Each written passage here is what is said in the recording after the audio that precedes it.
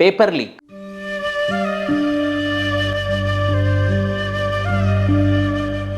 UGC NET exam paper leak అయింది.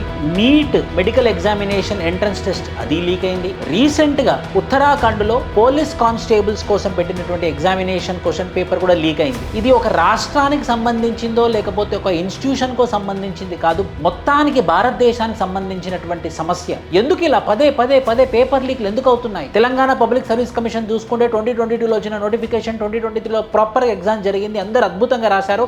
ఒక question paper leak అవ్వడం వల్ల వ్యవస్థ నాశనం అయింది. 2023, 2024, 2025 ఇప్పటి వరకు కూడా దాని యొక్క ప్రకంపనలు ఇంకా మనం అనుభవిస్తూనే ఉన్నాము. ఉద్యోగాలలోకి ఎక్కిన వాళ్ళకు కూడా ఎలాంటి గ్యారెంటీ లేకుండా జరగడానికి కారణం 2022లో వచ్చిన నోటిఫికేషన్ 2023లో లీక్ అవ్వడం వల్ల. ఈ ఎగ్జామినేషన్ క్వశ్చన్ పేపర్ ఎందుకు లీక్ అవుతుంది? ఈ లీకుని ఎందుకు మనం అరికట్టలేకపోతున్నాం? ఇది భవిష్యత్ తరాలకు చాలా పెద్ద ప్రాబ్లం అవుతుంది. ఎవరైతే పేపర్ కొనుక్కొని రాసి దొరకకుండా గవర్నమెంట్ ఉద్యోగంలో ఉన్నారో వాళ్ళకి స్కిల్ ఉండదు, నాలెడ్జ్ ఉండదు. వాడు డబ్బులు పెట్టి కొనుక్కున్నాడు కాబట్టి ఖచ్చితంగా లంచం తీసుకుంటాడు.